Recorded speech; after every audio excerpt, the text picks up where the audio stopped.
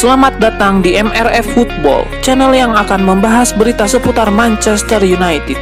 Jika kalian suka berita Manchester United dari kami, jangan lupa like, komen, dan subscribe. Dan juga nyalakan tombol loncengnya, agar kalian bisa tahu berita Man United terupdate dari kami. Terima kasih, Glory Glory Manchester United.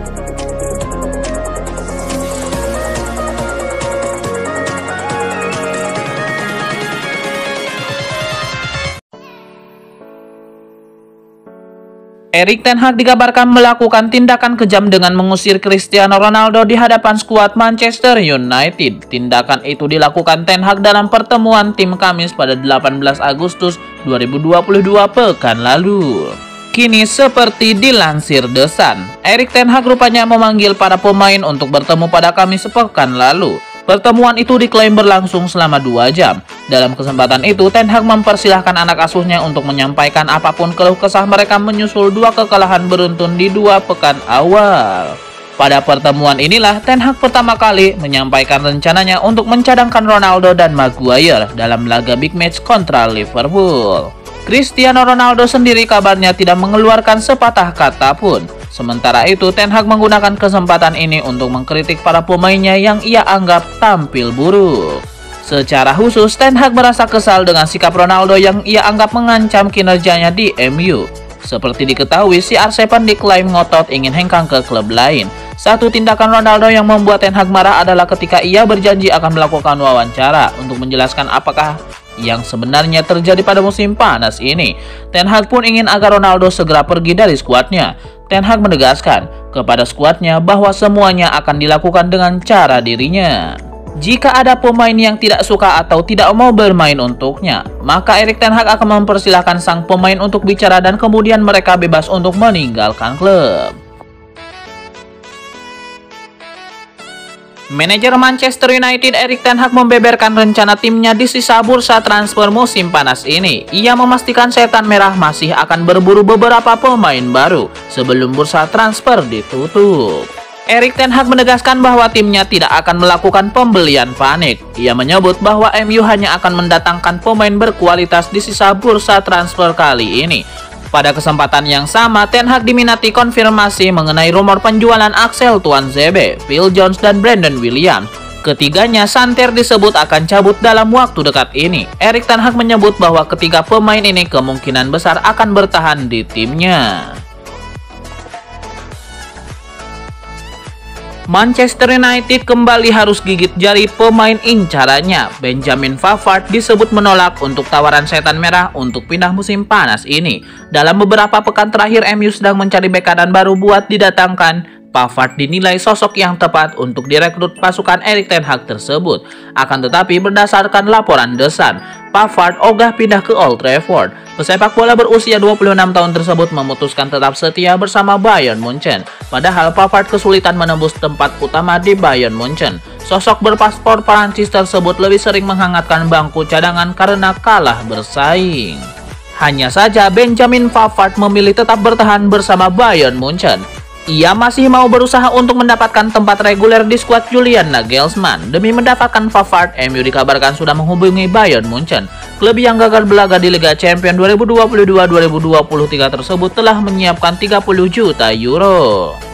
Penawaran yang diberikan Manchester United ditolak Pavard. Ex-Los Lille itu tersebut meminta Bayern Munchen tidak menjualnya karena masih mau bertahan. Usaha Manchester United mendatangkan Anthony masih menemui jalan buntu. Ajax kembali menolak tawaran MU untuk pemainnya itu. Menurut Sky Sport, Ajax Amsterdam masih tidak menerima tawaran sebesar 90 juta euro atau sekitar 1,3 triliun rupiah yang diajukan oleh setan merah untuk meminang Anthony. Dalam beberapa pekan terakhir, winger 22 tahun itu memang terus berusaha direkrut MU dari Ajax. Awal pekan ini, Ajax juga sudah menolak tawaran 80 juta euro dari The Red Devils. Di sisi lain, Sky Sport menyatakan bahwa peluang MU mendapatkan Anthony masih cukup terbuka, mengingat negosiasi Ajax juga terus berlangsung menjelang ditutupnya bursa transfer pada 1 September. Anthony sendiri sudah menegaskan dirinya ingin pindah untuk reuni dengan Erik ten Hag di MU. Pemain asal Brazil itu pun sudah tidak dimainkan Ajax di laga terakhirnya. ketika menang 1-0 atas Sparta Rotterdam. Sebelumnya, pelatih Ajax Amsterdam Alfred Schreuder menyatakan optimismenya bahwa Antony akan bertahan. Ia menegaskan keyakinan itu seraya memberi sindiran ke MU. Sebuah pesan diberikan Erik ten Hag kepada skuad Manchester United. Ia ingin timnya menjaga momentum apik mereka saat melawan Southampton. Erik ten Hag menyebut momentum kemenangan melawan Liverpool tersebut harus dijaga. Ia menilai sangat penting bagi MU untuk terus mendulang hasil positif. Jadi ia meminta anak asuhnya untuk bekerja keras agar bisa memetik kemenangan di markas Southampton nanti. Lebih lanjut, Erik ten Hag menyebut anak asuhnya tidak boleh kedodoran jelang laga ini. Ia ingin timnya mempersiapkan diri dengan sebaik mungkin agar mereka bisa memetik kemenangan. Di atas kertas, Manchester United memang lebih diunggulkan ketimbang Southampton untuk menang. Namun Erik ten Hag mewanti-wanti agar skuadnya tidak takabur. Ia meminta timnya menatap laga ini dengan seserius mungkin agar tim mereka bisa pulang dengan membawa 3 poin ke Manchester. Manchester United resmi mengumumkan nomor punggung yang akan dipakai pemain barunya Casemiro. Pemain asal Brazil itu akan memakai nomor yang pernah dipakai Paul Scholes, yakni 18. Casemiro memakai nomor punggung 14 di Real Madrid. Nomor itu sudah dipakai Casemiro sejak 2015-2016 lalu. Sementara ketika membela timnas Brazil, Casemiro memakai nomor punggung 5. Namun Casemiro tidak bisa memakai dua nomor tersebut di Manchester United. Sebelum Casemiro datang, nomor itu sudah dipakai pemain lain. Nomor 14 jadi milik Christian Eriksen dan nomor 5 adalah milik Harry Maguire. Casemiro akhirnya memiliki nomor punggung 18 yang memang kosong. Musim lalu nomor 18 dipakai oleh Bruno Fernandes. Namun playmaker asal Portugal itu telah berpindah ke nomor punggung 8. Di masa sebelumnya nomor 18 pernah dipakai Ashley Young. Akan tetapi jika bicara nomor 18 di MU, maka tidak akan lepas dari sosok Paul Scholes. Dia adalah sosok yang sangat ikonik dan melegenda bagi United.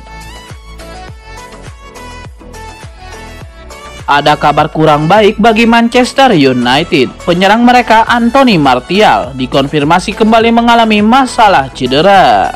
Dalam konferensi persnya baru-baru ini, Erik ten Hag membeberkan kondisi terbaru timnya. Ia mengkonfirmasi bahwa Anthony Martial akan absen melawan Southampton akibat cedera.